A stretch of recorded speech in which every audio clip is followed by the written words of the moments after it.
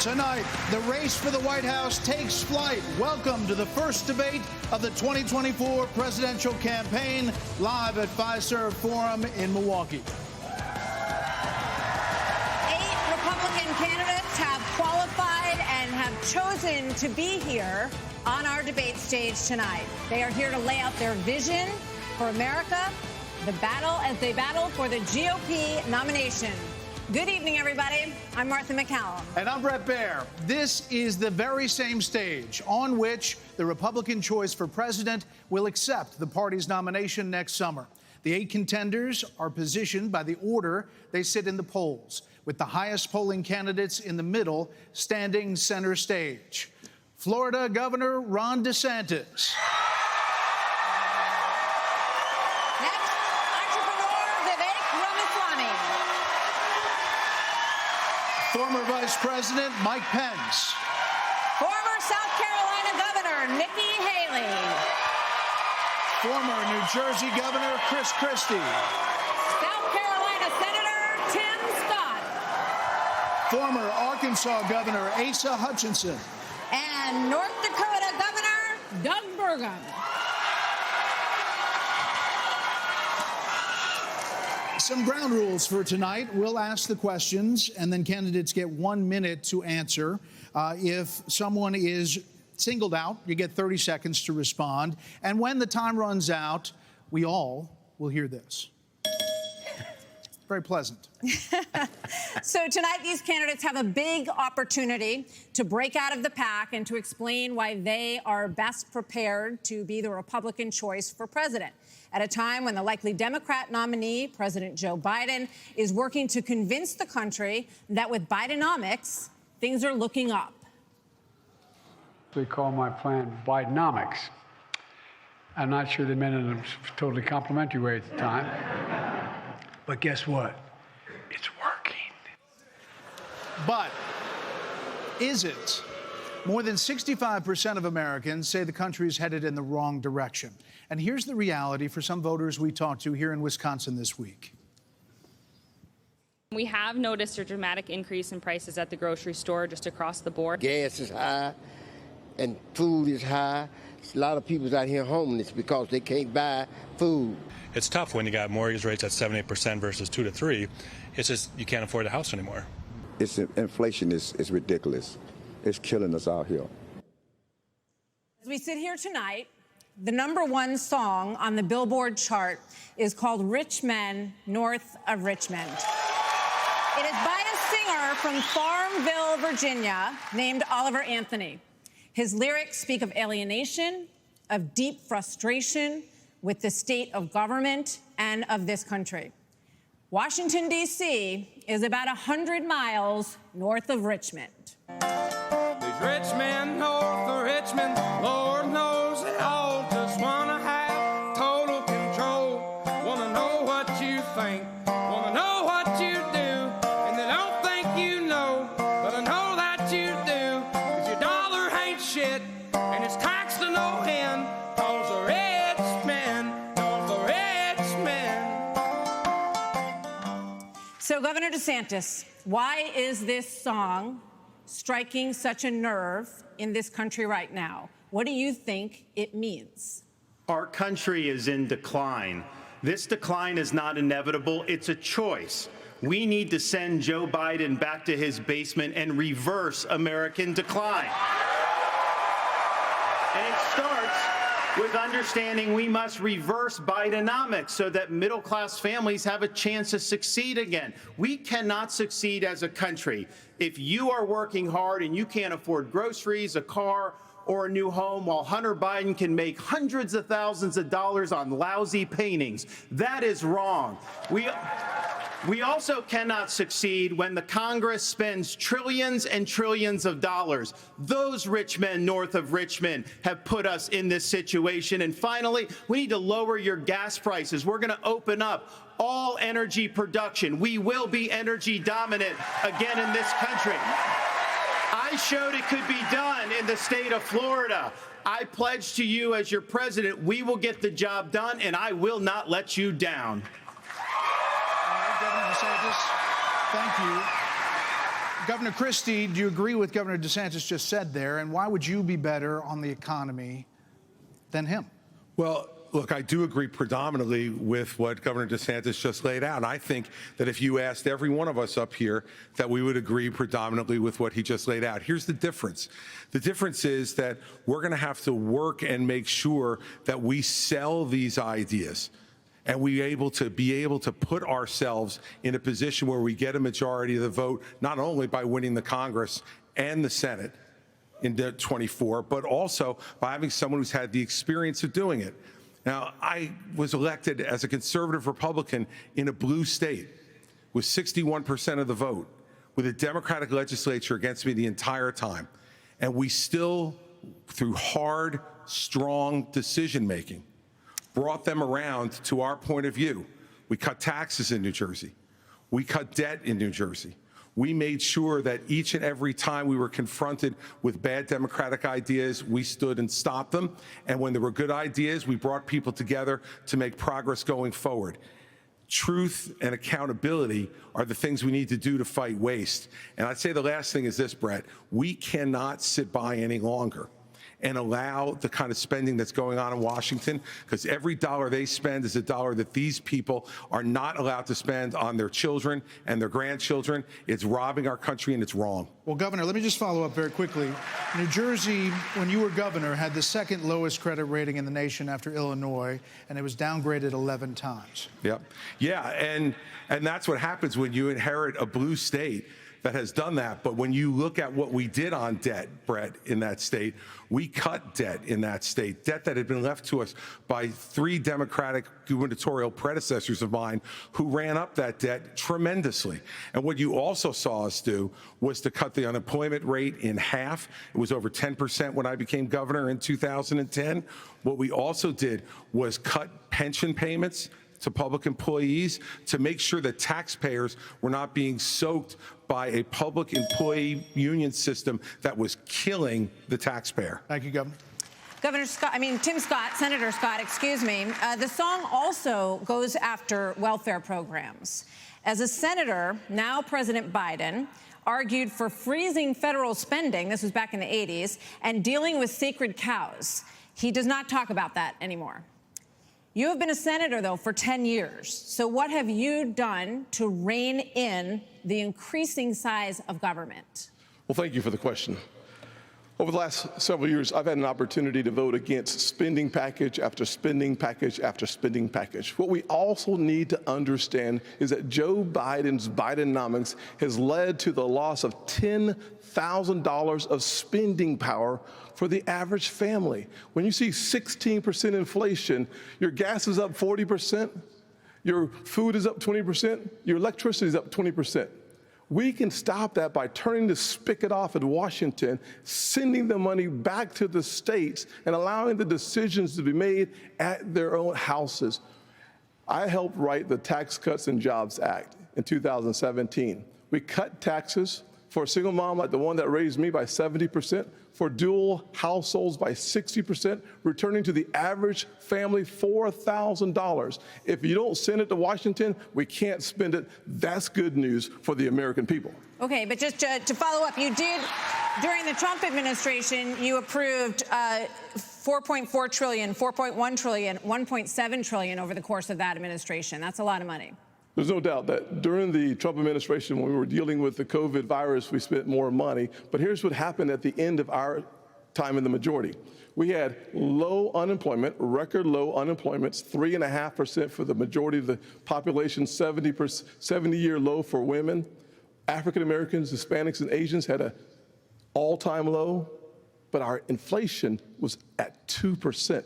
Under Joe Biden, we've seen the exact opposite. We've seen inflation explode, which led to 12 Federal Reserve increases that's devastating home buyers today.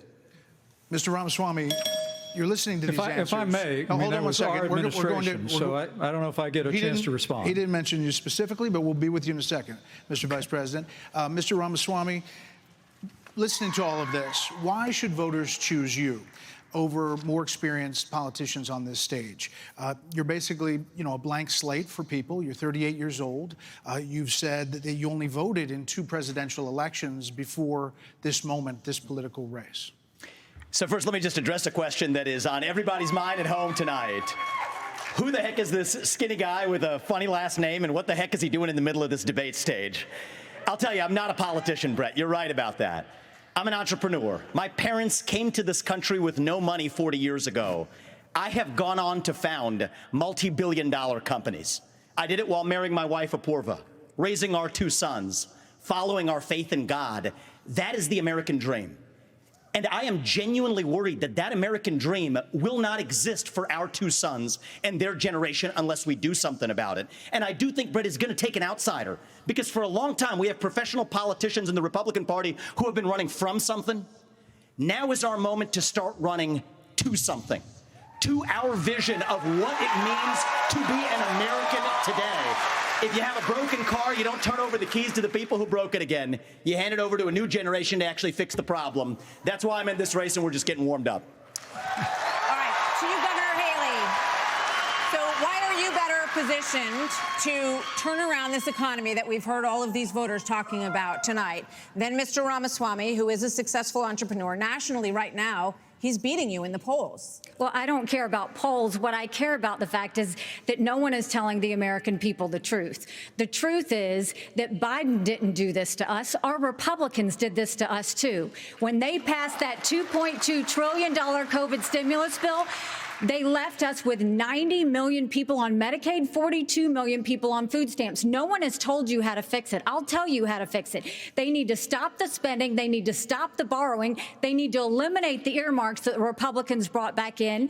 And they need to make sure they understand these are taxpayer dollars. It's not their dollars. And while they're all saying this, you have Ron DeSantis, you've got Tim Scott, you've got Mike Pence. They all voted to raise the debt. And Donald Trump added $8 trillion to our debt. And our kids are never going to forgive us for this. And so at the end of the day, you look at the 2024 budget, Republicans asked for $7.4 billion in earmarks. Democrats asked for $2.8 billion. So you tell me who are the big spenders. I think it's time for an accountant in the White House. Vice President Pence,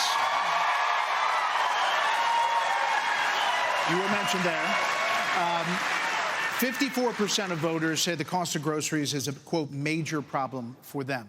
Right. You blamed the Biden administration spending for that increase. But as vice president, your administration spent more than any prior, $7.8 trillion added to the national debt, $3.5 trillion of that before COVID. So does that mean that you're part of the spending problem? Well, first off, thanks for the question. Thanks for letting me respond to a reference to our administration's record. I'm incredibly proud of the record of the Trump-Pence administration. I mean, in 4 short years, we rebuilt our military. We revived our economy. We unleashed American energy. And we appointed 3 conservatives to the Supreme Court that gave the American people a new beginning for the right to life. Now, Martha, you asked earlier who's the most best prepared for this job.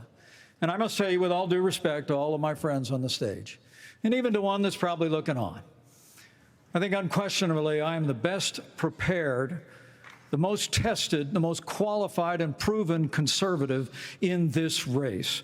I was a leader in the Congress of the United States. I led Indiana where we balanced budgets and had a AAA bond rating when I was governor. And as Vice President of the United States, we spent funding to backfill on the military cuts of the Obama administration, and then we were there in the worst pandemic in 100 years. All that being said, I was the first person in this race to say that we've got to deal with the long-term national debt issues. You got people on this stage that won't even talk about issues like Social Security and Medicare. I mean, Vivek, you recently said a president can't do everything. Well, I got news for you, Vivek. I've been in the hallway. I've been in the West Wing. A president of the United States has to confront every crisis facing America. I will put our nation back on the path to growth and prosperity and restore fiscal responsibility, just as I did in Congress and as governor, Mr. Vice President, and when I was vice president. But, I mean, we hold on. You were named earlier. I'm going to give Vivek first. We'll get to both of you. This isn't that complicated, guys. Unlock American energy. Drill, frack, burn coal, embrace nuclear. Put people back to work by no longer paying them more to stay at home. Reform the U.S. Fed, stabilize the U.S. dollar, and go to war. The only war that I will declare as U.S. president will be the war on the federal administrative state that is the source of those toxic regulations acting like a wet blanket on the economy. So I'm not sure I exactly understood Mike Pence's comment, but I'll let you all parse that out. For me, it's pretty simple. That's something a U.S. president can do with focus, and I'll deliver on it. Let me explain it to you. Let me explain it to you, Vivek, if I can. I'll go slower this time. I sometimes struggle with the reading comprehension. Look, I was a House conservative leader before it was cool. I actually pushed the Deficit Reduction Act. That was the last time we actually reduced the national debt in the United States, when I was the leader of House conservatives. I balanced budgets and cut taxes when I was governor. I mean, look, Joe Biden has weakened this country at home and abroad. Now is not the time for on-the-job training. We don't need to bring in a rookie. We don't need to bring in people without experience. We need to bring Hold on. It's 30 seconds when you have a rebuttal, okay? And you are up, Governor DeSantis. So here's the thing. Why are we in this mess? Part of it, and a major reason, is because how this federal government handled COVID-19 by locking down this economy. It was a mistake. It should have never happened. And in Florida, we led the country out of lockdown. We kept our state free and open. And I can tell you this, as your president, I will never let the deep state bureaucrats lock you down. You don't take somebody like Fauci and coddle him. You bring Fauci in, you sit him down, and you say, Anthony, you are fired.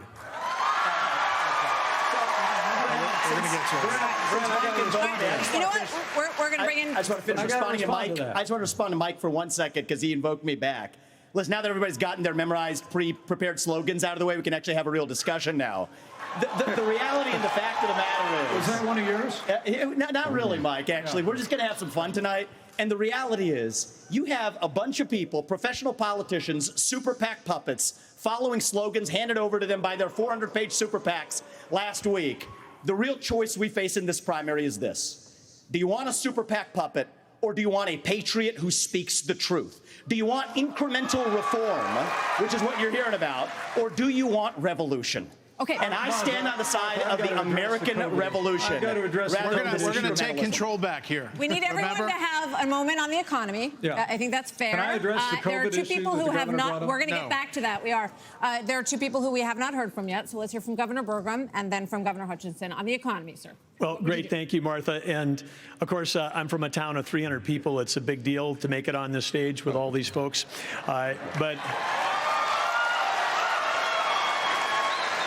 But when they were all wishing me well, and I think I took them a little too literally when they said, go to Milwaukee and break a leg. But I do want to say on this, we're missing something. We can't just talk about the Biden economy because the economy, energy, and national security are all tied together. Of course, we're paying too much for our energy in our state, in our country right now. But part of the reason why is because of the Biden policies on energy. We've got a plan right now, the $1.2 trillion of Green New Deal spending buried in the Inflation Creation Act is something that is just subsidizing China. If we're going to stop buying oil from the Middle East and start buying batteries from China, we're just trading OPEC for Sinopec. And then belatedly, the Biden administration says, no, we're going to put sanctions on Russian oil. Well, we put sanctions on Russian oil. Well, then it's 20% off. Who's buying it? China.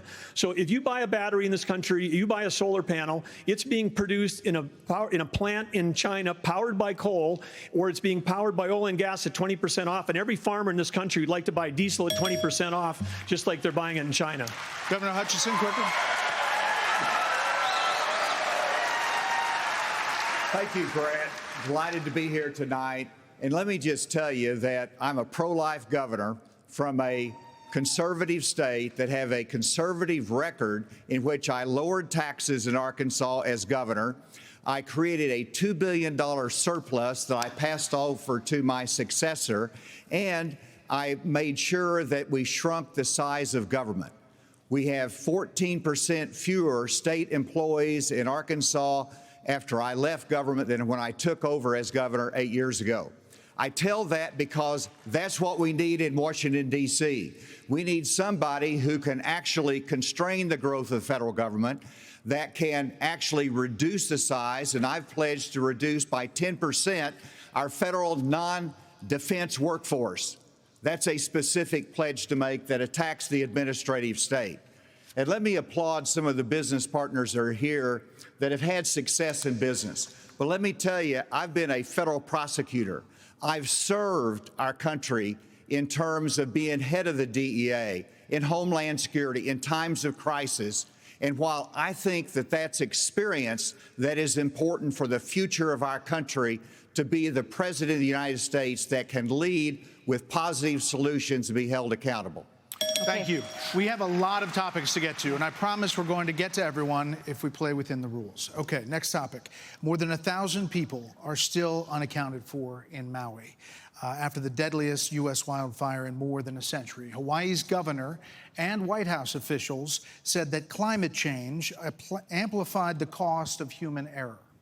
And a tropical storm hit California for the first time in 84 years. The ocean hit 101 degrees off the coast of Florida. And in the last month, the heat wave in the Southwest broke records nearly 50 years old. So Alexander Diaz from Young America's Foundation has a question for you all. Polls consistently show that young people's #1 issue is climate change. How will you, as both President of the United States and leader of the Republican Party, calm their fears that the Republican Party doesn't care about climate change? So we want to start on this with a show of hands. Do you believe in human behavior is causing climate change? Raise your hand if you do. Look, we're not school children. Let's have the debate. I mean, I'm happy to take it to start. Alexander? So do you want to raise your hand or not? I don't think that's the way to do. So let me just say to Alexander this. First of all, one of the reasons our country's decline is because of the way the corporate media treats Republicans versus Democrats. Biden was on the beach while those people were suffering. He was asked about it. He said no comment. Are you kidding me? As somebody that's handled disasters in Florida, you got to be activated. You've got to be there. You've got to be present. You've got to be helping people who are doing this. And answer the question? And here's the deal. Let's just answer the question. So is that a yes or is that a yes? Is that a hand raise? You do not. I think it was a hand raise for him, and it's my hands are in my pockets. No, because no, the I climate change agenda is a raise a hoax. Let us be honest as Republicans. I'm the only person on the stage who isn't bought and paid for, so I can say this. The climate change agenda is a hoax. The climate change agenda is a hoax, and we have to declare independence for it. And the reality is, the anti-carbon agenda is the wet blanket on our economy. And so the reality is, more people are dying of bad climate change policies than they are of actual climate change. Governor Haley, are you bought and paid for? Is down by 98% in the last century. Listen. I've had it. No, wait, hold on. I've had enough. I've had enough already tonight of a guy who sounds like ChatGPT standing up here. And the last person in one of these debates, Brett, who stood in the middle of the stage and said, "What's a skinny guy with an odd last name doing up here?" was Barack Obama, and I'm afraid we're dealing with the same type of amateur standing on stage tonight. Come over and give me a hug. Give me a hug just like you did to Obama. The same type of amateur. And you'll help elect me just like you did to Obama, too. Give me that the bear same hug, brother. type of amateur. Hold on. Governor Haley, would you like to respond? Are you bought and paid for? What I would like to say is the fact that I think this is exactly why Margaret Thatcher said, if you want something said, ask a man. If you want something done, ask a woman.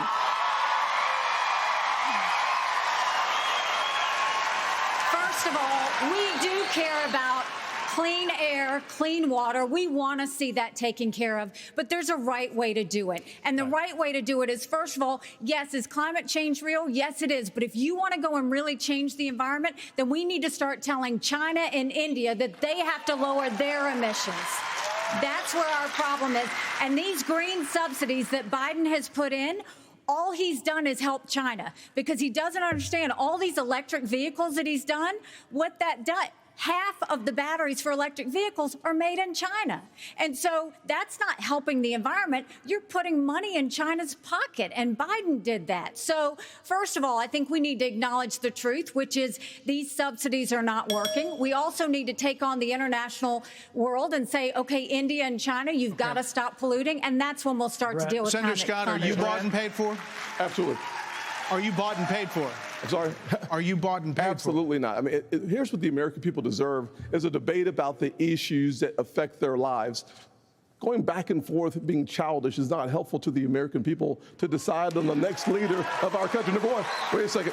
And number two, as a kid who grew up in a single-parent household mired in poverty, I wondered, was the American dream real for kids who were devastated by poverty, devastated by the challenges of life? I came to the conclusion that America can do for anyone what she's done for me if we focus on restoring hope, creating opportunities, and protecting America. If we want the environment to be better, and we all do, the best thing to do is to bring our jobs home from China. If we create 10 million new jobs in my Made in America plan, we will have a better economy and a better environment. Let me tell you why I say that, Brett. America, do it quickly. America has cut. I'm a Southern boy, I talk slow. So America, that was quick. America has cut our carbon footprint in half in the last 25 years. The places where they are continuing to increase, Africa, 950 million people. India, over 1 billion. China, over 1 billion. Why would we put ourselves at a disadvantage, devastating our own economy? Let's bring our jobs home. We have a lot of different topics to get to. Yeah, we do. We thank you all. Thank you, Senator Scott. So coming up next, the candidates will weigh in on what could be a defining issue in the 2024 campaign. The first Republican debate continues moments away.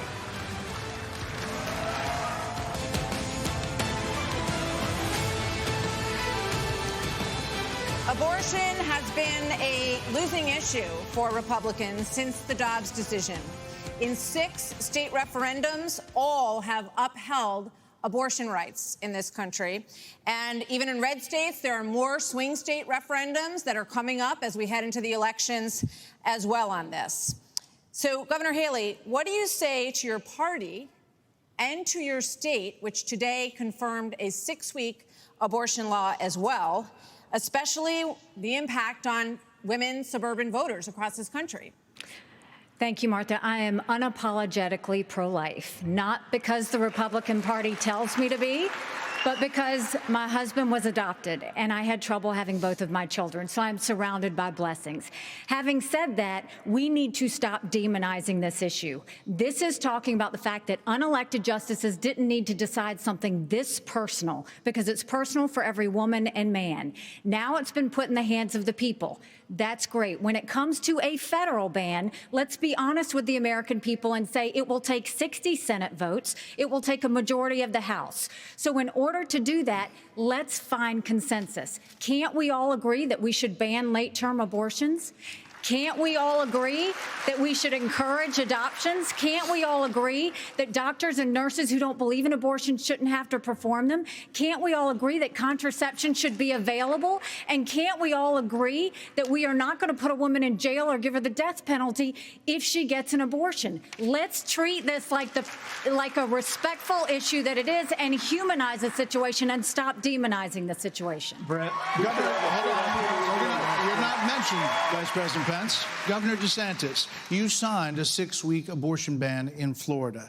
One of your biggest financial backers said that you need to, quote, shift to get moderates or you will lose. What do you say to him and others who say politically that is a tough thing to sell nationally? Well, I would say we sold the biggest election landslide victory in the history of the Republican Party in the state of Florida in 2022. That's what I did. We can win. But second of all, look, you got to do what you think is right. I believe in a culture of life. I was proud to sign the heartbeat bill. I remember one of the most impactful moments of my life was when I heard the heartbeat of my oldest daughter in my wife's womb and then saw the sonograms of all 3 of my kids. What the Democrats are trying to do on this issue is wrong, to allow abortion all the way up to the moment of birth. I know a lady in Florida named Penny. She survived multiple abortion attempts. She was left discarded in a pan. Fortunately, her grandmother saved her and brought her to a different hospital. We're better than what the Democrats are selling. We are not going to allow abortion all the way up till birth, and we will hold them accountable for their extremism. But just to be clear, Governor, would you sign a 6-week ban federally? I'm going to stand on the side of life. Look, I understand Wisconsin is going to do it different than Texas. I understand Iowa and New Hampshire are going to do different. But I will support the cause of life as governor and as president. Vice President Pence, you're shaking your head. We must have a national. Hold on, Senator. Vice President Pence, you're shaking your head. Well, look, I'm not new to this cause. After I gave my life to Jesus Christ as my Lord and Savior, I opened up the book and I read, "Before I formed you in the womb, I knew you. And see, I set before you life and death, blessings and curses. Now choose life." And I knew from that moment on the cause of life had to be my cause. And I've been a champion for life in the Congress, a champion for life as governor and as vice president. And to be honest with you, Nikki, you're my friend, but consensus is the opposite of leadership. When the Supreme Court returned this question to the American people, they didn't just send it to the states only. It's not a states-only issue, it's a moral issue. And I promise you, as President of the United States, the American people will have a champion for life in the Oval Office. Can't we have a minimum standard in every state in the nation that says when a baby is capable of feeling pain, an abortion cannot be allowed? A 15-week ban is an idea whose time has come. It's supported by 70% of the American people, but it's going to take unapologetic leadership that stands on principle and expresses compassion for women in crisis pregnancies. I'll do that as President of the United States. He called my name, so I want to respond to that. 30 seconds. So first of all, I will say it is in the hands of the people, and that's where it should be. But when you're talking about a federal ban, be honest with the American people. We haven't had 45 pro-life senators in over 100 years. So no Republican president can ban abortions any more than a Democrat president could ban all those state laws. Don't make women feel like they have to decide on this issue when you know we don't have 60 Senate votes in the House. 70% of the American people support legislation but to ban 70% abortion of the after a Senate baby is does capable not. of experiencing pain. It's just going to take leadership. Hold on. 70% of the Senate does not. You have to be honest with the American people. We have to have a 15-week limit. Let's get Governor Burgum in for one minute here. But the Supreme Court did overturn Roe v. Wade, and the result of that decision was that it went back to the states. So that's where it is right now. So as I understand it, you are not in favor of a federal ban. What do you say about the states? There's about 5 of them, including New Jersey, I think a few others, that allow abortion up until the time of birth, though. If you were president, would you be able to abide that? Well, first of all, I'm a pro-life governor of a very pro-life state. And this issue is, of course, very important. But I am on the record, and I stand behind that we should not have a federal abortion ban. We should not. And the reason why we shouldn't is very simple. It's the 10th Amendment in the Constitution.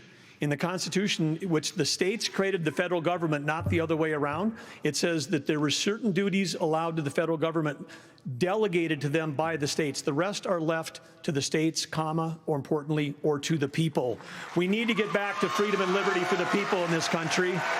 And we can't have Republicans who fight for 50 years for this great cause to return it back to the states, and then the next day they turn around and go, no, the feds should do that, because the feds are stepping into people's lives, they're stepping into people's businesses. Over and over, if we say that the Fed should be in on this one, where do we stop? I say that we follow the Constitution, and this is returned to the states. This is where it should be. But Governor Burgum, you signed a 6-week ban. Time out. You signed a 6-week ban. Governor Burgum, you signed a 6-week ban. So you're saying federally, it's all going to go to the states. Yes, and what is going to work in New York will never work in North Dakota, and vice versa. That's Governor why 50 Asa states. Hutchinson, That's why right 50 states. This is too important of an issue that I have to address. First of all, the Supreme Court gave it back to the elected representatives, whether it's the states or whether it's the United States Congress. So there is authority, and that's why President Biden is pushing for a Democrat proposal, which is, in essence, abortion on demand through the term. So they have their extreme position at a national level. It's most likely going to be addressed in the states, but it's certainly fine for it to be addressed at the national level as well. Arkansas has the record of being the most pro-life state in the nation.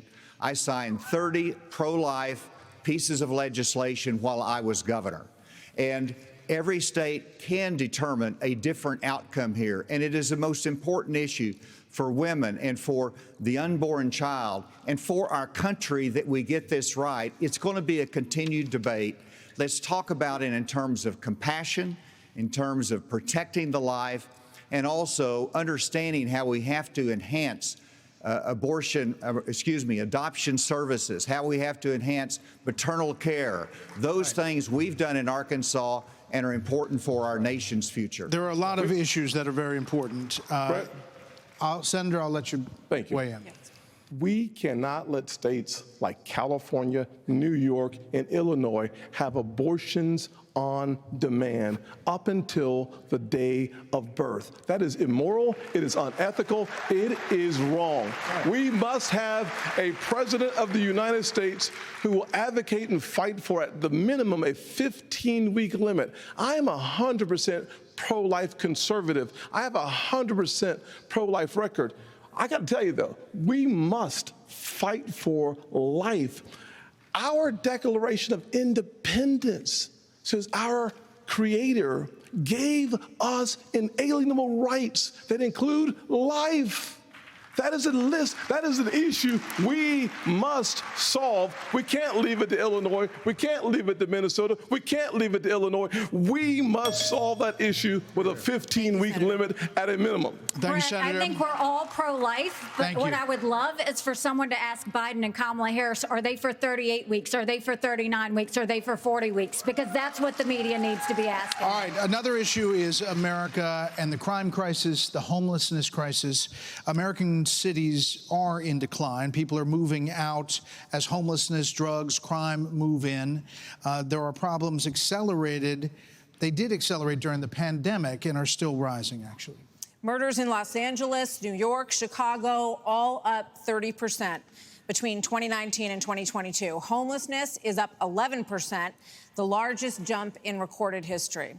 Vice President Pence, a lot of this began in the COVID era. How much of what we're seeing happening around this country is a result of those COVID lockdowns, and is your administration in part to blame for how we got here? Well, I think what's in part to blame is the Democrats have been talking about defunding the police for the last 5 years. And we ought to be funding law enforcement, particularly in our major cities, at unprecedented levels.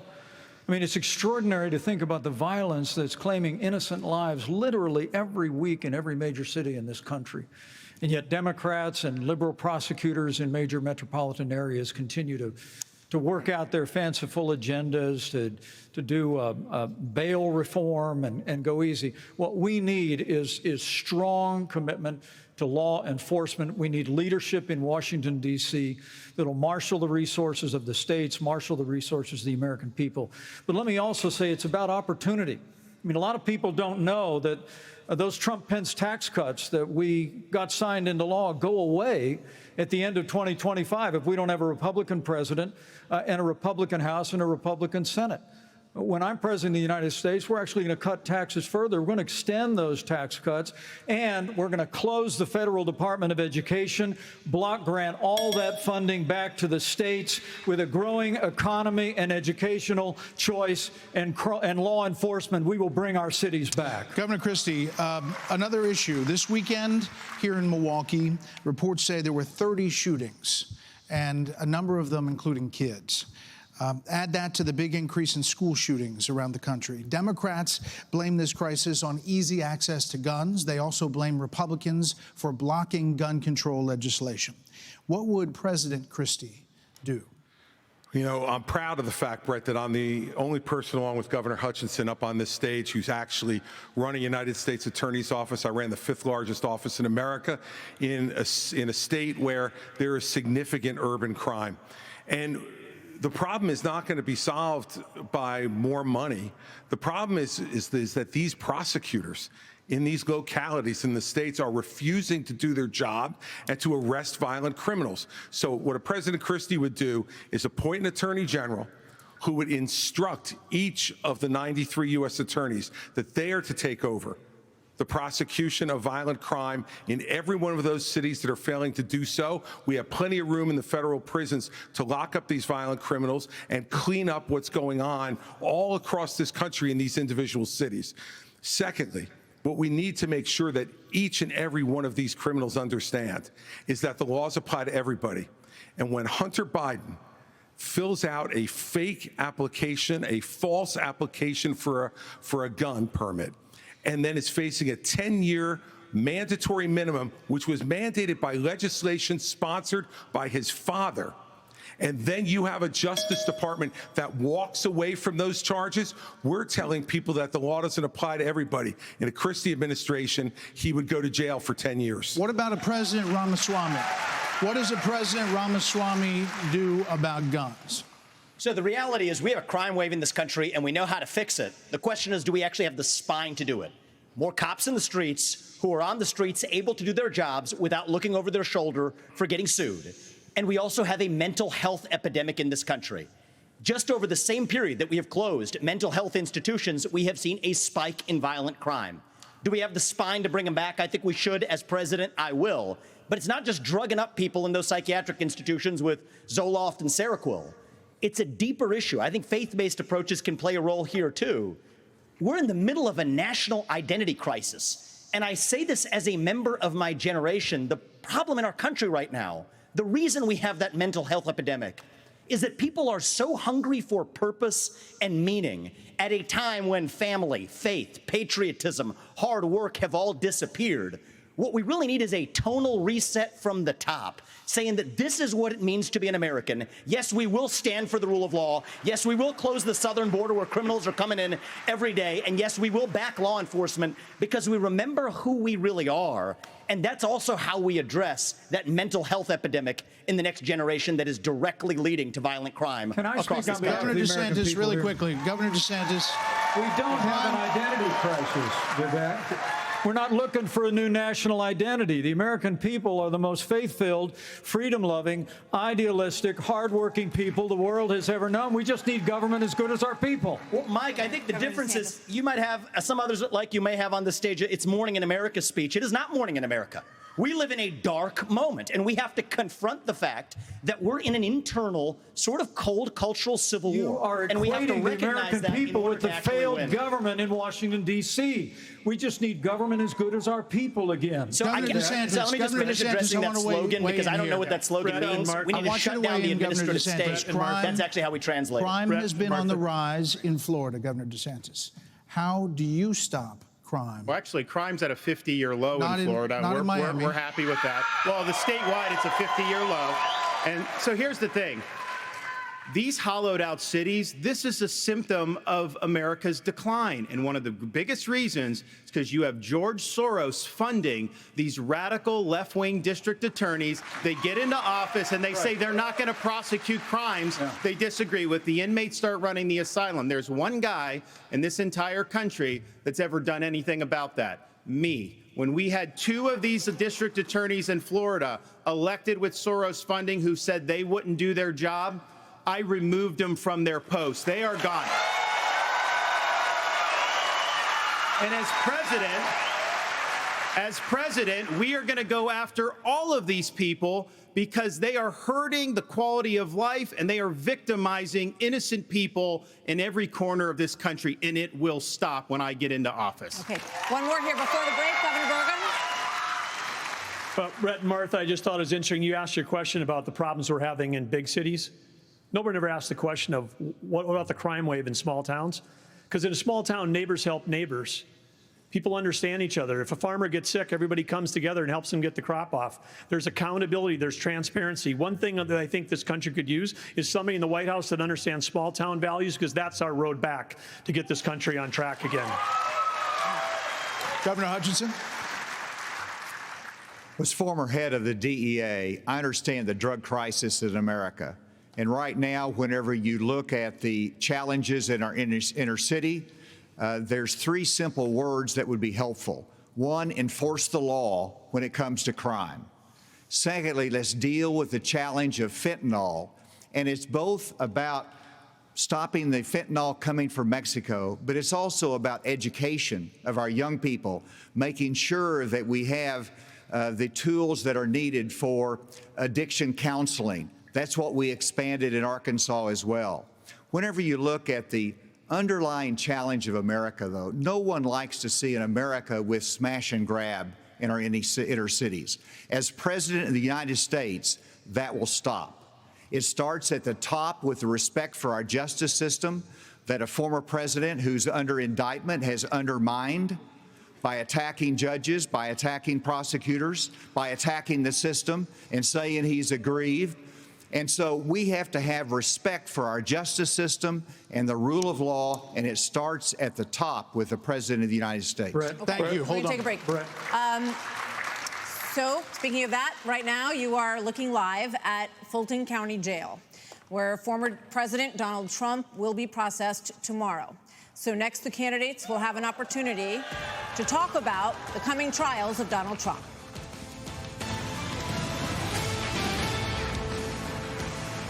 Well, we have a lot to get to in this second hour of this GOP primary debate. Policy discussions the Americans want to hear you all on.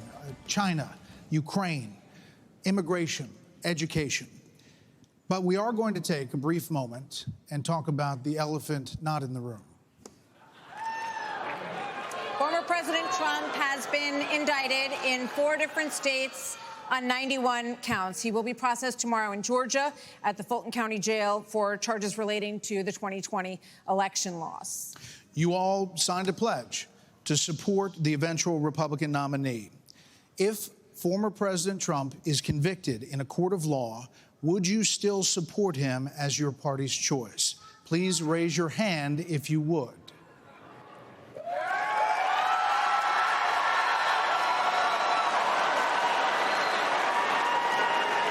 Just hold on. So just to be clear, Governor Christie, you were kind of late to the game there, but you raised your hand? No, I'm doing this. Look, I'm doing this. And not I know this. you didn't. Whoa. No.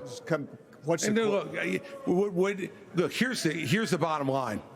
Someone's got to stop normalizing this conduct. Okay? Now whether or not you believe that the criminal charges are right or wrong, the conduct is beneath the office of President of the United States.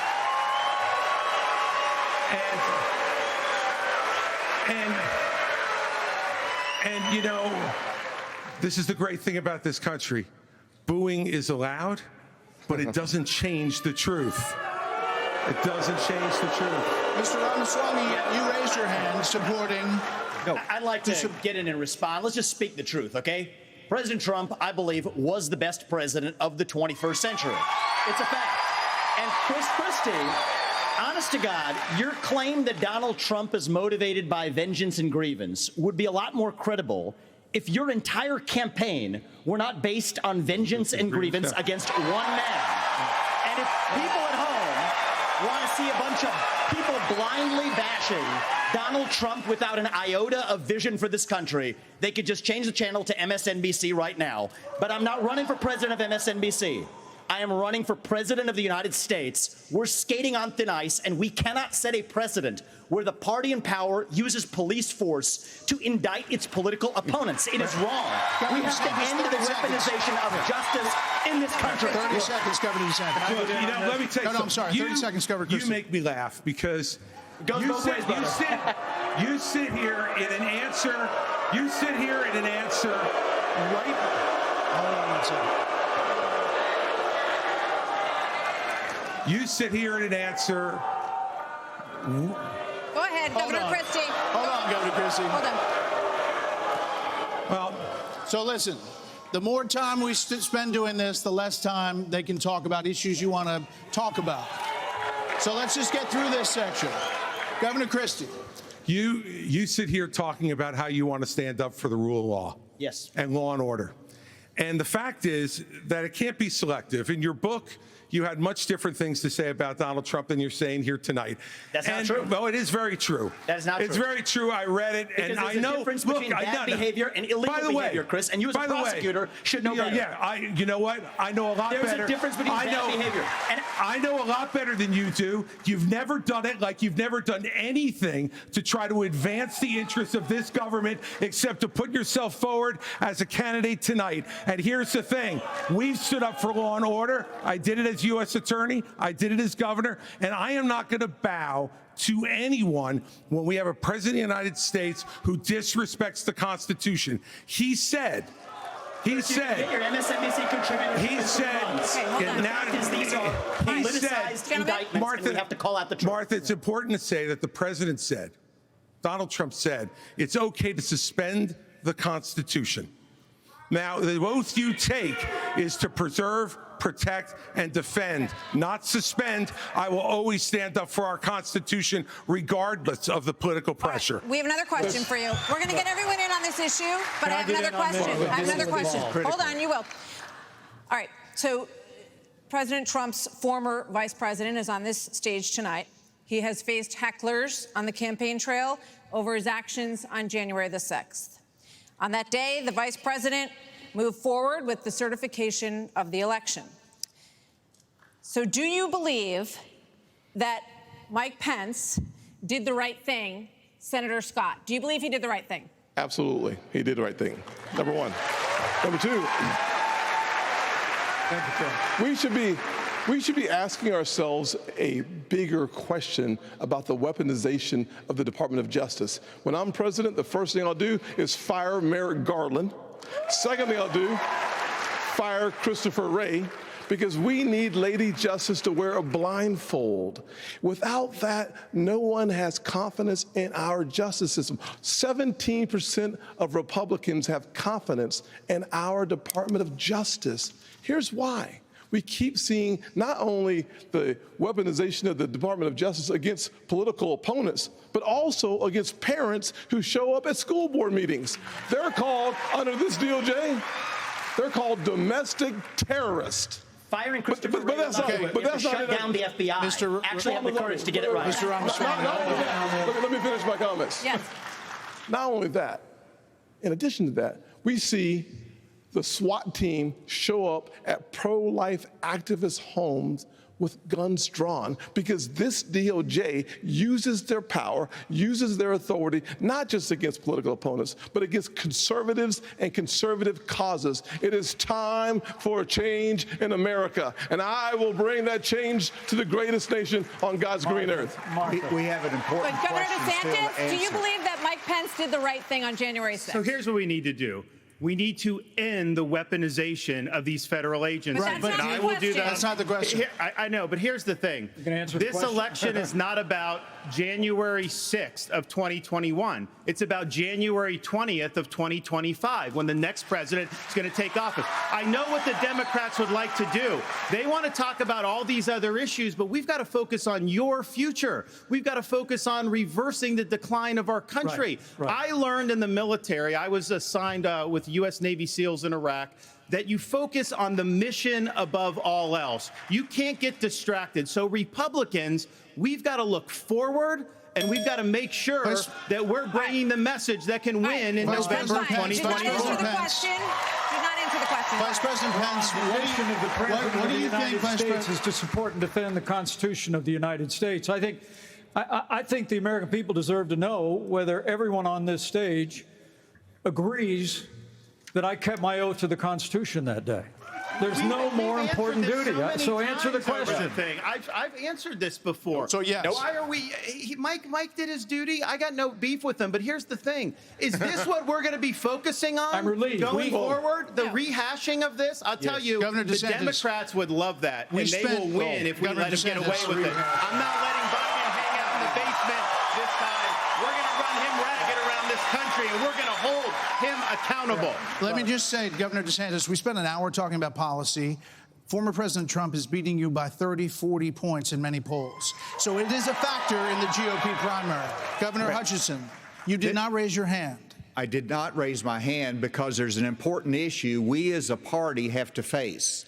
And over a year ago, I said that Donald Trump was morally disqualified from being president again as a result of what happened on January 6th.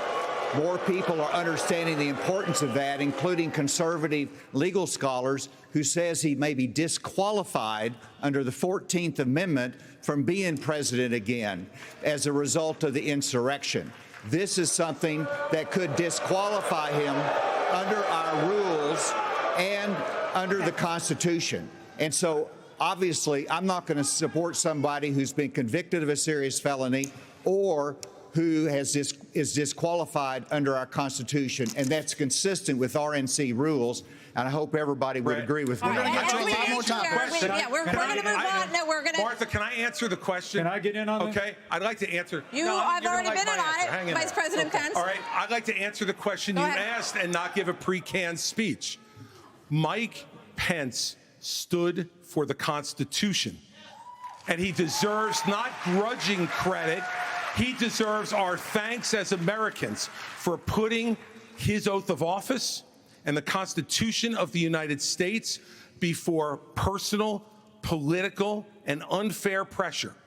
And the argument that we need to have in this party before we can move on to the issues that Ron talked about is we have to dispense with the person who said that we need to suspend the Constitution to put forward his political career. Mike Pence said no, and he deserves credit for it. Okay. Governor Haley, we haven't heard from you on this. Do you agree?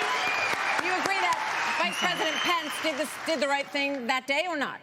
I do think that Vice President Pence did the right thing, and I do think that we need to give him credit for that. But what I will also tell you is, look, I mean, when it comes to whether President Trump should serve or not, I trust the American people. Let them vote. Let them decide. But what they will tell you is that it is time for a new generational conservative leader. We have to look at the fact that 3/4 of Americans don't want a rematch between Trump and Biden. And we have to face the fact that Trump is the most disliked politician in America. We can't win a general election that way. Governor Burgum? Governor Burgum? It's Governor Burgum opportunity. Happy to answer the question. Mike Pence did the right thing on January 6th. But I want to say, you started off the top of this hour saying we're going to talk about China, Ukraine, education. We are. China is the number one threat to our country. And every minute that these 8 candidates spend talking about the past instead about the future is time that is just you know who loves it? Biden loves it, but China loves it when we're talking about the past. Okay. As promised, we were going to spend a few questions on it, let people say what they wanted to say. And now, indeed, we are moving on to the subject of Ukraine. The U.S. has committed nearly 77. Can I speak on this issue? I was kind of involved. You answered on this. You did say answer. something. Yeah. We thought you were done, but you No, please. I wasn't done. Well, Mike, why don't you say this? Join me in making a commitment that on day one you would pardon Donald Trump. I'm the only candidate on the stage who had the courage to actually say it. That is how we move our nation forward. I don't know and why turn the you page assume forward. that That's Donald exactly Trump right. will be convicted of these crimes. You should be able to make a commitment. The same justice system that was this Vivek, corrupt. here's the difference between you and me. Yeah, I'm not a professional politician. That's the difference. Who can answer a question? I've actually given pardons when I was governor of the state of Indiana. It usually follows a finding of guilt and contrition by the individual that's been convicted. So, look, if I'm president of the United States, we'll give fair consideration to any pardon request. But if I may, you know, it's not about looking back at January 2021. It's about January 20th, 2017. I put my left hand on Ronald Reagan's Bible. I raised my right hand. And I took an oath to support and defend the Constitution of the United States. And it ended with a prayer, so help me God. It was a promise that I made to the American people, but I also made it to my Heavenly Father. Every day for 4 years, I sought to keep that oath. And everyone on this stage needs to make it clear whether or not they'll do the same if they earn this job and the confidence of the American people. Now, look, I've made it clear. I had hoped that the issues surrounding the 2020 election and the controversies around January 6th had not come to this, had not come to criminal proceedings. I would rather they had been resolved by the American people and the American people alone. But no one's above the law, And President Trump is entitled to the presumption of innocence that every American is entitled to, and we will make sure and extend that to him. But the American people deserve to know that the president asked me in his request that I reject or return votes unilaterally, power that no vice president in American history had ever exercised or taken. He asked me to put him over the Constitution. And I chose the Constitution, and I always will. I had no right to overturn the election, and Kamala Harris will have no right to overturn the election when we beat them in 2024. Thank you, Vice President Pence. Now we are moving on to other issues. The U.S. has committed nearly $77 billion in aid to the Ukraine war. The administration is now asking Congress for $24 billion more. Regardless of that, the specifics of that plan, is there anyone on stage who would not support the increase of more funding to Ukraine? We would not support it. Europe needs to step up. I mean, I would have Europe step up and do their job. All right, Mr. Ramaswamy, but you're saying you would not too, Governor DeSantis? I will have Europe pull their weight. Right now, they're not doing that. You would not support and I think we need to do, and I think our support should be contingent on them doing it. And I would have support in China to be able to take China and do what we need to do with China. Mr. Ramaswamy, you would not support an increase of funding to Ukraine? I would not. And I think that this is disastrous, that we are protecting against an invasion across somebody else's border when we should use those same military resources to prevent across the invasion of our own southern border here in the United States of America. We are driving Russia further into China's hands. The Russia-China alliance is the single greatest threat we face. And I find it offensive that we have professional politicians on the stage that will make a pilgrimage to Kyiv, to their Pope, Zelensky, without doing the same thing for people in Maui or the south side of Chicago or Kensington. I think that we have to put the interests of Americans first, secure our own border instead of somebody else's. And the reality is, this is also how we project strength by making America strong at home. All right, we heard the names. Governor Christie first. All right, look. I did go to Ukraine, and I went to Ukraine because I wanted to see for myself what Vladimir Putin's army was doing to the free Ukrainian people. And let me tell you, I want you all to look around this arena tonight and imagine that every one of these seats was filled. And if every one of them was filled, there would still be 2,500 more children outside to make over 20,000 who have been abducted, stolen, ripped from their mothers and fathers, and brought back to Russia to be programmed to fight their own families. They have gouged out people's eyes, cut off their ears, and shot people in the back of the head, men, and then gone into those homes and raped the daughters and the wives who were left as widows and orphans. This is the Vladimir Putin. This is the Vladimir Putin who Donald Trump called brilliant and a genius. If we don't stand up against this type of autocratic killing in the world, we will be next. Hang on. I have a question for Governor Haley. We'll come back. Vice President Pence was mentioned. You get 30 seconds. Yeah, well, let me be clear. Anybody that thinks that we can't solve the problems here in the United States and be the leader of the free world has a pretty small view of the greatest nation on earth. That is incorrect. We can do both, Vivek. We've done both. We've been the leader of the free world and the arsenal of democracy for years. The Reagan Doctrine years ago made it clear. We said, if you're willing to fight the communists on your soil, we'll give you the means to fight them there so our troops don't have to fight them. Vivek, if we do the giveaway that you want to give to Putin to give him his land, it's not going to be too long before he rolls across a NATO border, and frankly, our men and women of our armed forces are going to have to go and fight him. I want to let the Ukrainians fight and drive Putin and the Russians back out into Russia. I want to just so briefly address Pence. Have to make that Vice fight. President Pence. I have a newsflash. The USSR does not exist anymore. It fell back in 1990. Did I say the real USSR? threat, you talked about the communists, and the real communists that we have to address right now have any is the idea what Vladimir Putin's aims are? You already spoke. Now I actually have something to say. Vladimir Putin has been saying he wants to reestablish the old Soviet sphere You've made of your point, influence. Vice President. Now, Vice if you President think, Pence. I'm sorry if I insulted him by calling him a communist. He is a dictator and a murderer, and the United States of America needs to stand against authoritarianism. Mr. Ramaswamy, 30 seconds. Respond. The real threat we face today is communist China. And we are driving Russia further into China's arms. The Russia-China military alliance is the single greatest threat we face. Nobody in either political party is talking about it. And I am the only non-neocon on this stage who will keep us out of war. Mr. Vice President, we can't hear. Mr. Vice President, is to give Russia everything they've got. Mr. Vice President, give them a promise that Ukraine will never be in NATO, and then somehow Mr. Vice President, China will not think about taking Taiwan. We achieve peace through strength. Mr. Vice President, America needs to stand for freedom. Okay, here we go. I think we need to establish some ground rules here, When we folks. hear this bell, yes, that means your time's done. You're done. So, Mr. Vice President, we appreciate your aggressiveness here. 30 seconds is 30 seconds. Mr. Ramaswamy, you were mentioned. You get 30 seconds. So the reality is that today, Ukraine is not a priority for the United States of America.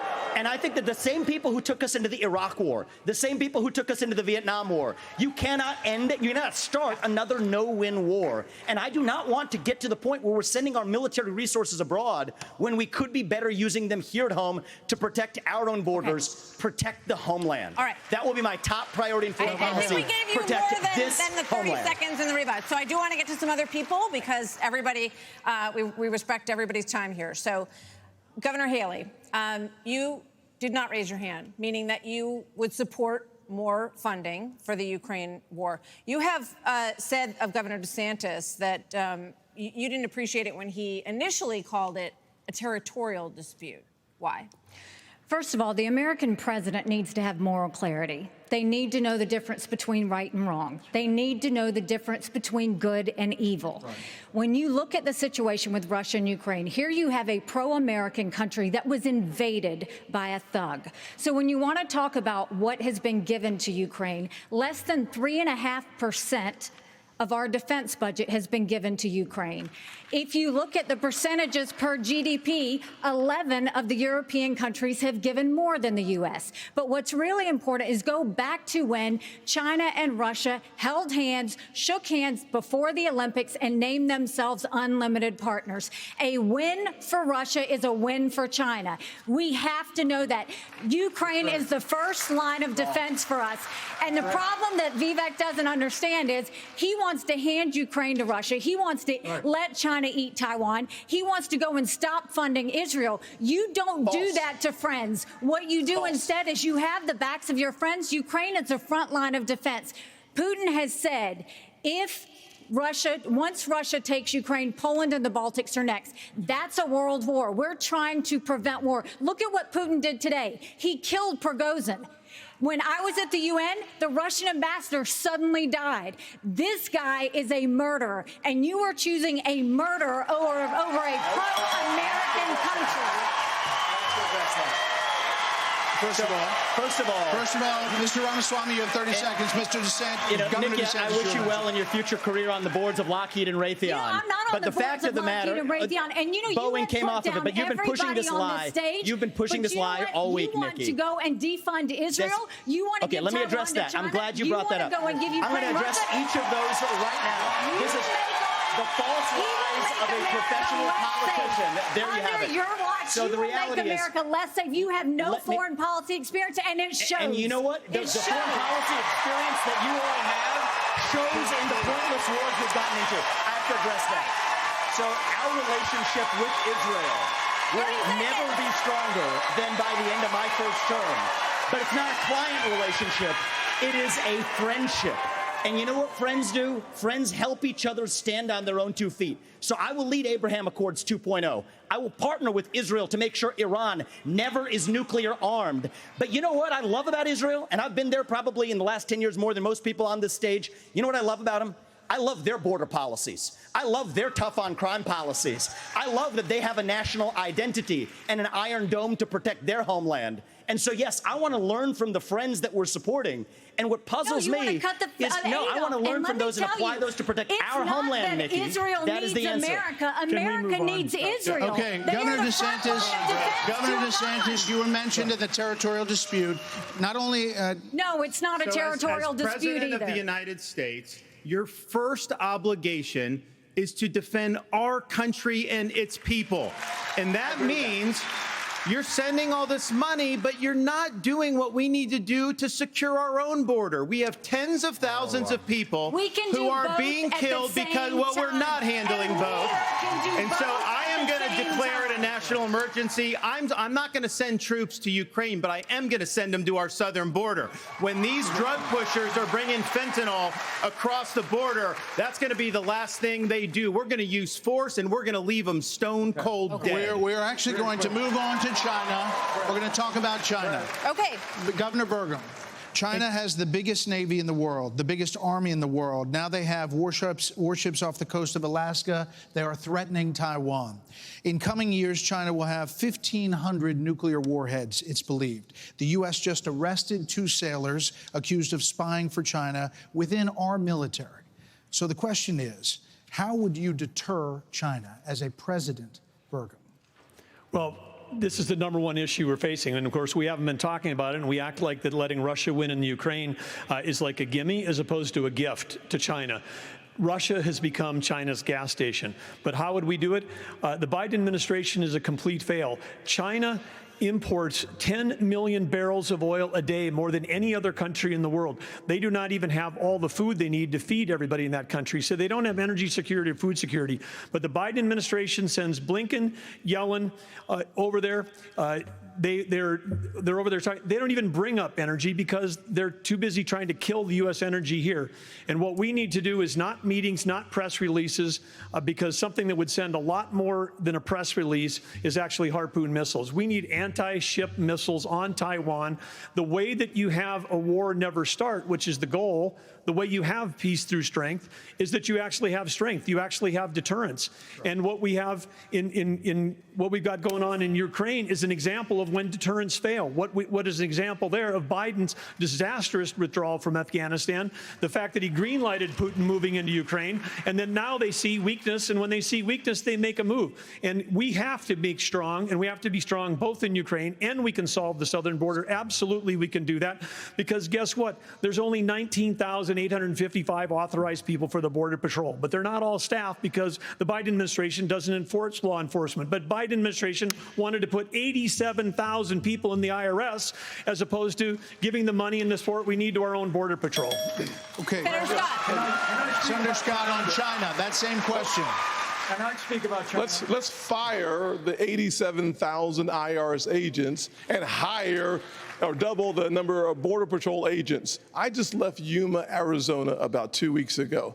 The most pressing need of the American people from a national security standpoint is our southern border. It has led to the death of 70,000 Americans because of fentanyl, plus 6 million illegal crossings since President Biden has taken office, and 200 people on our national security watch list have been caught at our border. How many have not been caught at our southern border? If we just spend $10 billion, we could finish the wall.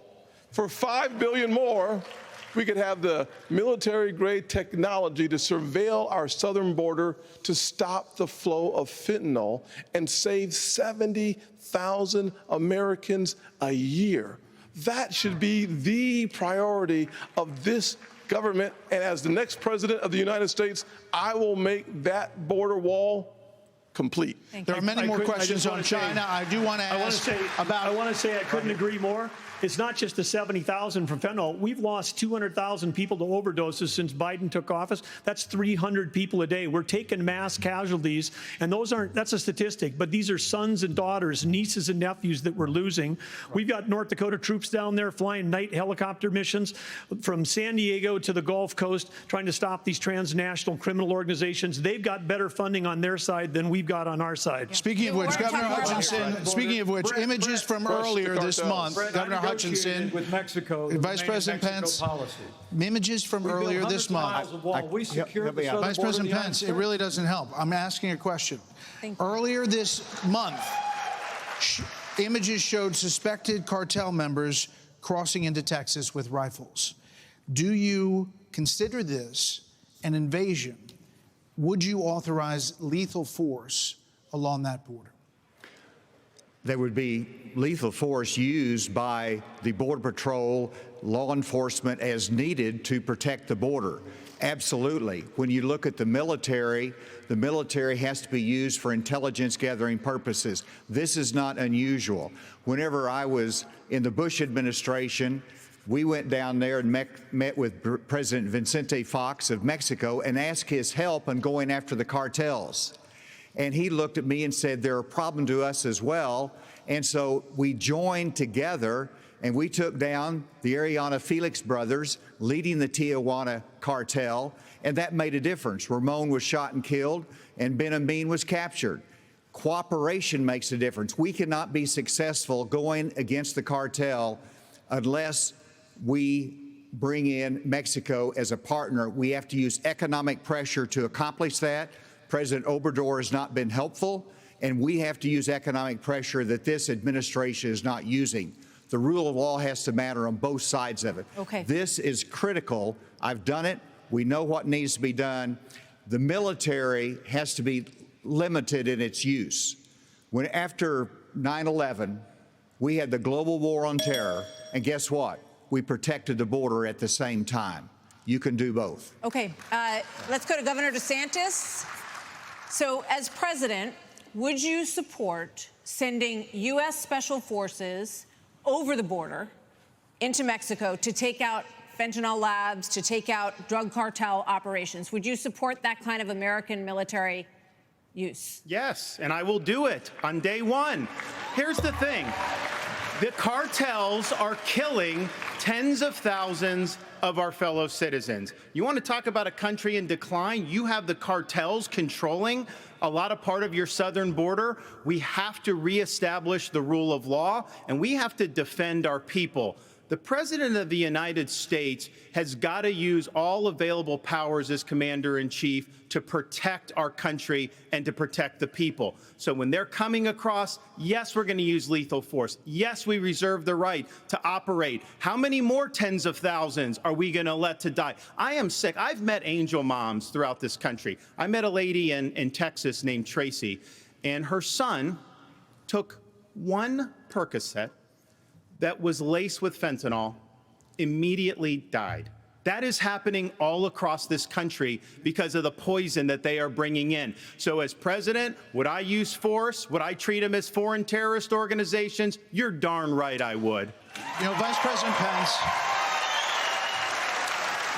Pence, why would you be better at this issue than Governor DeSantis? Governor DeSantis on the campaign trail refers to your administration as not finishing the wall. Right.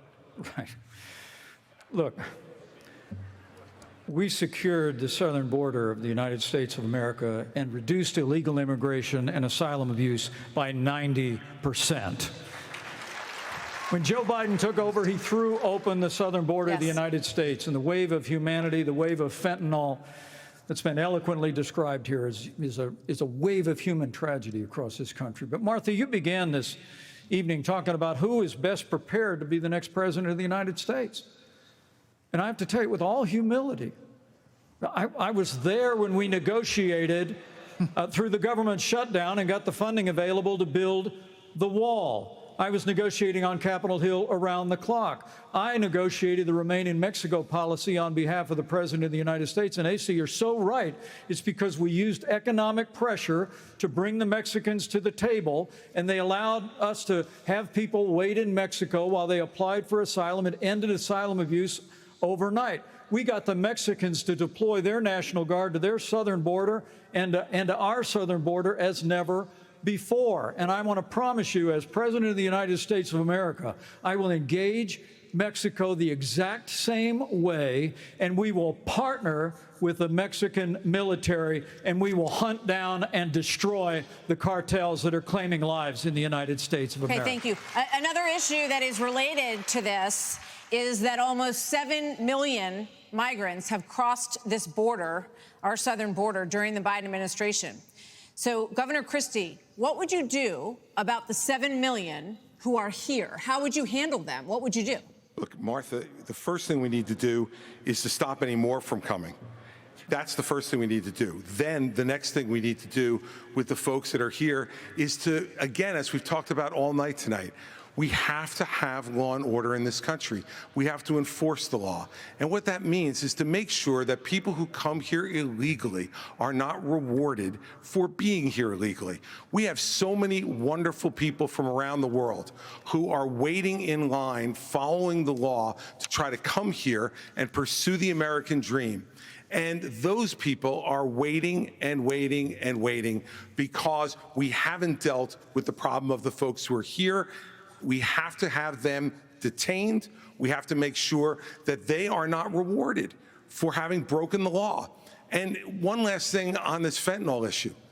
With China, we can't take our eye off of that ball. Right. Yes, it's important that we secure the border. Very important, as I just said. But China is sending these chemicals to these drug cartels for them to create the fentanyl that is killing hundreds of thousands of our citizens. The Chinese are engaging in an act of war against us, killing our citizens. We better make that priority one in our conversations with China and to try to straighten that relationship out, because if we don't, we're going to lose more and more of our citizens. I just want to clarify, would you send those people back? Of course. You'd have to. We have a lot of issues that Americans care about. Next up, we're going to talk about the crisis in education, as millions of American children are not proficient in reading or math. After this.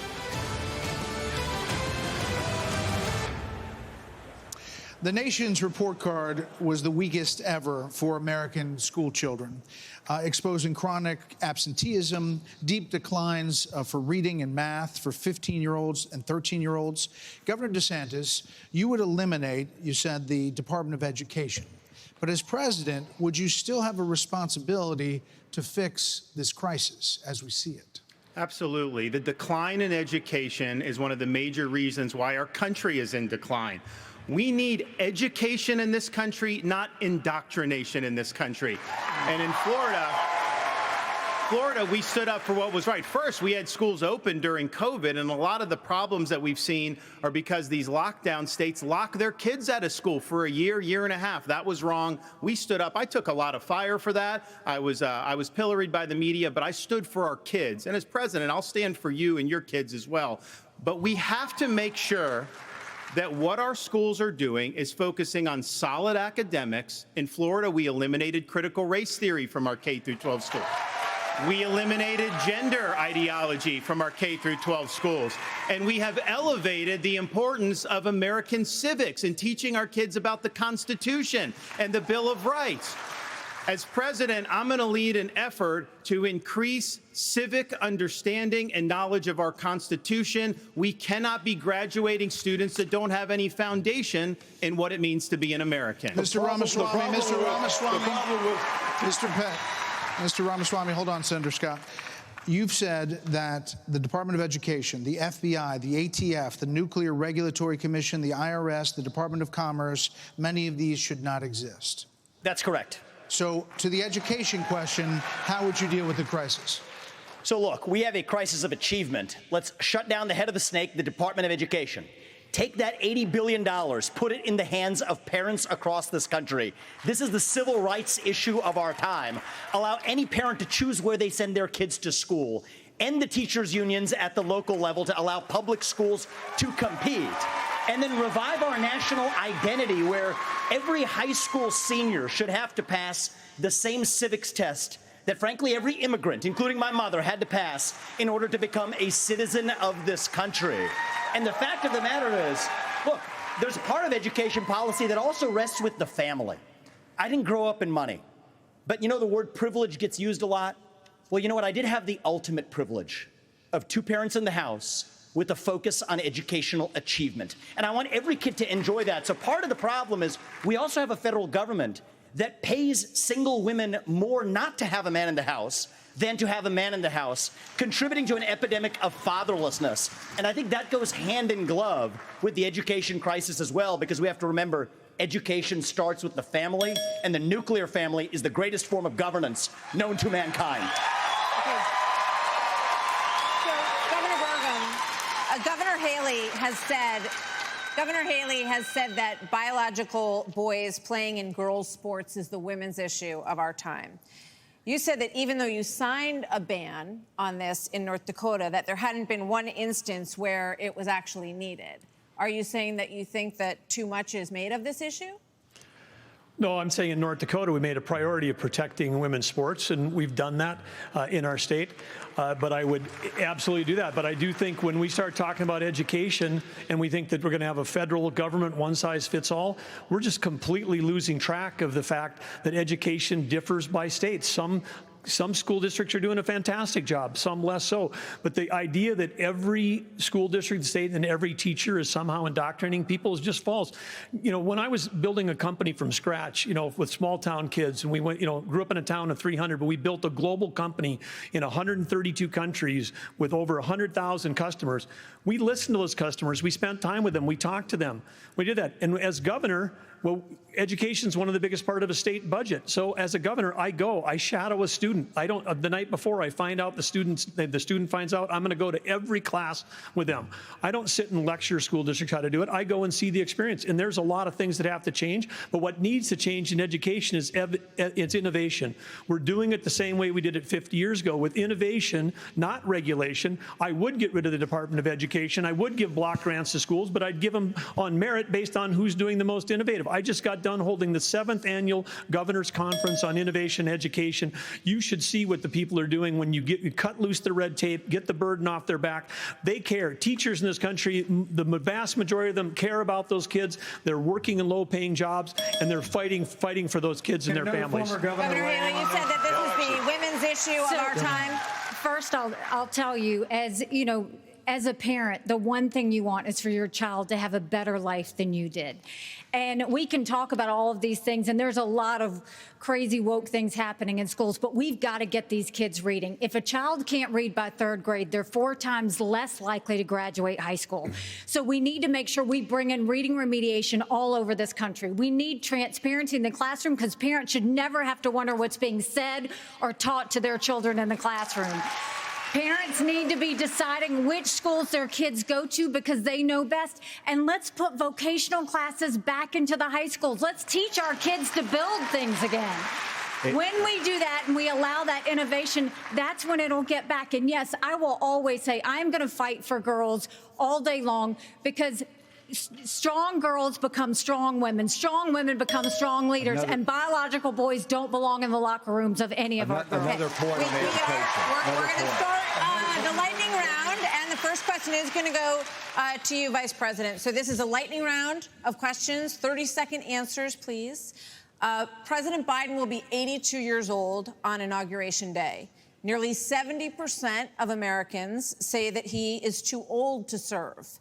Should presidents have to pass a mental and physical test in order to serve, Vice President Pence? Well, it might be a good idea to have everybody in Washington, D.C. pass a mental and 30 seconds, no. The American people can make those judgments. But let me say, I'm running for president of the United States because we don't need a president who's too old, and we don't need a president who's too young. We need a president who's been there. We need a president who knows how Congress works, how the White House works, how states work. And on this education issue, Martha, I was fighting against No Child Left Behind when Republicans were doubling the Department of Education. I'll also shut down the Federal Department of Education. And when I was governor, we doubled the size of the largest school choice program in America, and we'll give school choice to every family in America when I'm in the White House. This is a lightning round, Mr. Ramaswamy. I think you were mentioned there. You're 38. You're the youngest on the stage. You've said, and you just said, you want a civics test or public service for those under 25 to be able to vote. So the question is, do you want a mental acuity test for presidents over 75? I believe in the people of this country to tell the difference between somebody who's an automaton and somebody who's actually a thinking agent in the White House, which we don't have in there today. And I will tell you, I want to address Vice President Pence's comment. I think we do need somebody of a different generation to lead this nation forward. Look at the way I've run this campaign. Going to the south side of Chicago, to Kensington, in the middle of Philadelphia, where traditional Republican candidates don't go. We have an opportunity to build a multi-ethnic, working-class majority to deliver a landslide, and I think I'm the only candidate in this race, young or old, black or white, to bring all of those voters along to deliver a Reagan 1980 revolution. We're going to do it in 2024. Same question to you, Governor. In a presidential election until 2020. I will answer that. I will answer that. 30 seconds. 30-second quick answer. You guys need to get control of this debate. Everybody's going to get a chance. Listen, we're getting control of the debate. This is a lightning round, not rolling thunder. Governor Hutchinson, you have 30 seconds on the same question. On education, first of all, look at Arkansas. We have to compete with China. I built computer science education. We led the nation in computer science education, going from 1,100 students to 23,000 students taking it. This is how you compete with China. As President of the United States, I will make sure we go from 51% of our schools offering computer science to every school in rural areas and urban areas offering computer science for the benefit of our kids, and we can compete with China in terms of technology. Thank you, sir. This is going to go to this is coming to you. We're trying to do a quick round of different topics here. So, Senator Scott, faith is on decline in this country. You talked about it a little bit before tonight. So, is there a role for a president of the United States in changing that? What would you do to change that? Well, our nation was founded upon the Judeo-Christian values that has made this the greatest nation on God's green earth. I'm a big believer in Ephesians 3:20 that God is able to do exceedingly abundantly above all that we ask or imagine. Our responsibility should be to model the behavior we want others to follow. On education, the only way we change education in this nation is to break the backs of the teachers' unions. They are standing in the doorhouse of our kids, locking them into failing schools and locking them out of the greatest future they could have. As President, Governor DeSantis, would you support some mandatory military service for all Americans? I think it should be voluntary. I'm somebody that volunteered to serve, inspired by September 11th, and I deployed to Iraq alongside U.S. Navy SEALs in places like Fallujah, Ramadi. And it's something that I think has taught me, you know, when you go in that type of environment, anything you have, your personal agenda, you check it at the door. You go there, and it's about focusing on the mission above all else. And guys come together, and they get it done. And that's how I would view being the President of the United States. It's not about me. It's not about all these other side issues. My sole focus will be on your future and reversing this country's decline. Okay, now for something a little out of this world, and this is for you, Governor Christie. Do you believe that the recent spike in UFO encounters... I get the UFO question? Yeah, you do. Come on, there man. You go. No, but, okay, we've been hearing a lot of testimony in Congress, and people are taking this a lot more seriously, and we're hearing that, you know, there are things going on that people aren't aware of. So, if you were president, Governor Christie, would you level with the American people about what the government knows about these possible encounters? Martha, and especially coming from a woman from New Jersey, I think it's horrible that just because I'm from New Jersey, you asked me about unidentified flying objects and Martians. We're different, but we're not that different. Look, of course, the job of the President of the United States is to level with the American people about everything. The job of the President of the United States is to stand for truth. The job of the President of the United States is to be a role model for our children and our grandchildren. And so whether it was UFOs or this problem of education, and Tim's right, by the way, and I started this in 2010 by going right after the teachers' unions in New Jersey and drove them down to an all-time low popularity rating because they were putting themselves before our kids. That is the biggest threat to our country, not UFOs. Okay.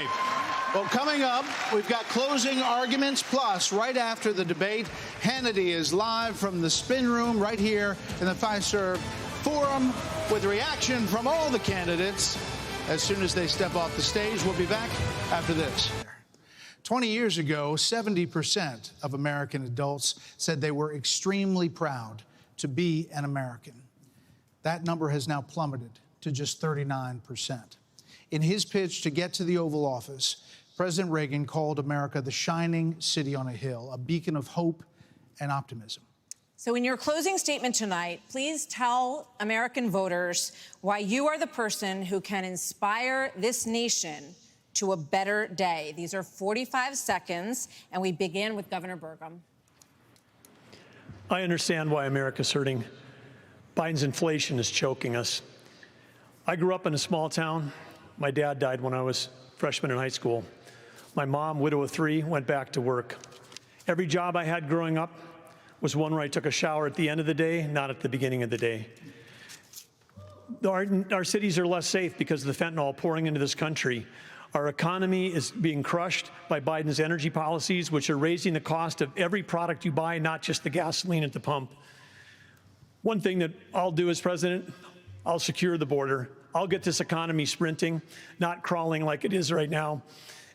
And I would say that other thing is for sure, when I'm on a horseback in the Badlands of North Dakota, it looks like the horizon is just limitless. And when you can almost see beyond that horizon, you can see that this great country, our future is unlimited. But we've got to focus on innovation, not regulation. We've got to cut the red tape. We've got to drive ourselves forward. The way we win the Cold War with China is by growing our economy and through innovation. And as president, I will bring out the best of America. I will improve every American life. Governor Hutchinson. Hope you're back on your horse soon, Governor. Governor Hutchinson. Our nation is in trouble, and it's in trouble because of failed leadership. And the solution is not 4 more years of Joseph Biden. The solution is not 4 more years of Donald Trump. The solution is new leadership that can bring bold ideas to America and to bring out the best of America. A president's #1 responsibility is to bring out the best of our people. That's what Ronald Reagan did. And he did it with optimism and hope for our country, with a consistent conservatism. That's exactly what I bring. As president, I'll bring out the best of America in terms of individual responsibility, building our economy, in terms of securing our border, enforcing the rule of law. I'll bring out the best of America in terms of our national character, our faith, and our hope for the future. Join in this fight, asa2024.com. Thank you. Senator Scott. Thank you. I was a disillusioned young man growing up in a single-parent household, mired in poverty. I wondered if the American dream was real for a kid like me. I can stand before you today and say the dream is alive, it is well, and it is healthy. I had the good fortune of a mom who worked 16-hour days, making sure we have food on our tables. She taught me that if you're able-bodied in America, you work. If you take out a loan, you pay it back. If you commit a violent crime, you go to jail. And if God made you a man, you play sports against men. I'm Tim Scott. I'm asking you for your vote, and if you're in Iowa, I'm asking you to caucus for me. You can go to votetimscott.com for more information or to make a contribution. Governor Christie. Thank you, Brett. Thank you, Martha. Look, everybody on this stage wants to be the next president of the United States. And the only way that's going to happen is if we beat Joe Biden. I'm the only one on this stage who's ever beaten a Democratic incumbent in an election. I did it in a deep blue state, being outspent 3-1. Beating a Democratic incumbent is not easy. The last Democratic incumbent president who was defeated was Jimmy Carter. And he was defeated by a conservative governor from a blue state who knew how to get results, who stood for the truth, who cared about accountability, and stood strong and hard against waste. Those are the very things that I did in my 8 years as governor of New Jersey, and it's exactly what I'll do as president of the United States. Believe me, the Democrats want some other nominee who's never beaten the Democratic incumbent. I'm the one who can win this race, and if you give me the chance, I will restore our country by winning it. Thank you. Governor Haley. Several weeks ago, I dropped my husband, Michael, a combat veteran from Afghanistan, off at 4 a.m. for another year-long deployment. I watched him and 230 soldiers pick up their 2 duffel bags of belongings to go to a country they had never been, all in the name of protecting America. If they are willing to protect us from there, we should be willing to fight for America here. I will beat Joe Biden, and he knows that. I will strengthen our economy, and we'll bring this inflation down. We will put transparency in the classroom. We will secure our borders. We will have the backs of our law enforcement, and we will make sure we have a strong national security. And once again, we will make sure we have an America that is strong and proud. We have a country to save. Join us. Go to NikkiHaley.com, and let's get it done. Vice President Pence. Thank you, Brad and Martha, for this evening. It's an honor to be here. Joe Biden has weakened America at home and abroad. The disastrous withdrawal from Afghanistan, their war on energy, runaway spending that launched the worst inflation in 40 years, a crisis at our southern border, an assault on our values and liberties, and the American people have had enough. But I know we can bring it back. But different times call for different leadership. The Republican Party owes the American people a choice. Proven leadership at the national level that knows how to move a conservative agenda forward. We proved in the Trump-Pence years you can turn this country around faster than you can imagine. And I have faith we will again. Because I have faith in the American people, the good, decent, hardworking, faith-filled, idealistic people of this country. And I have faith that God is not done with America yet. And if we will renew our faith in one another and renew our faith in Him who has ever guided this nation since we arrived on these wilderness shores, I know the best days for the greatest nation on earth are yet to come. Thank you. Mr. Ramaswamy. I was born in 1985, and I grew up into a generation where we were taught to celebrate our diversity and our differences so much that we forgot all of the ways we are really just the same as Americans, bound by a common set of ideals that set this nation into motion in 1776. And this is our moment to revive those common ideals. God is real. There are 2 genders. Fossil fuels are a requirement for human prosperity. Reverse racism is racism. An open border is not a border. Parents determine the education of their children. The nuclear family is the greatest form of governance known to man. Capitalism lifts us up from poverty. There are 3 branches of government, not 4. And the U.S. Constitution, it is the strongest guarantor of freedom in human history. That is what won us the American Revolution. That is what will win us the revolution of 2024. Thanks for letting me introduce myself tonight. Thank you. Governor DeSantis.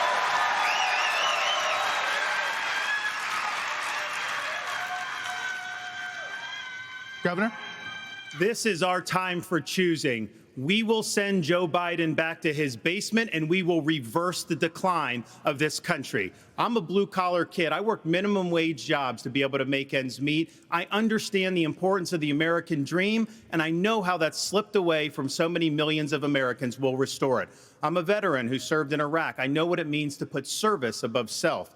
I'm also a dad and a husband to 6'5" and 3-year-old. I understand the importance of protecting parents' rights and the well-being of our children. In Florida, we showed it could be done. I made promises, and I delivered on all of those promises. 2024 is make or break. We're not getting a mulligan, no excuses. I will get the job done, and as your president, I will not let you down. God bless you all.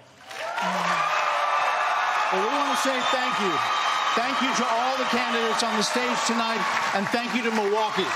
Thank you, everybody. We will see you on the campaign trail, from debates to primaries to the general election and the conventions before that. Thanks for joining us.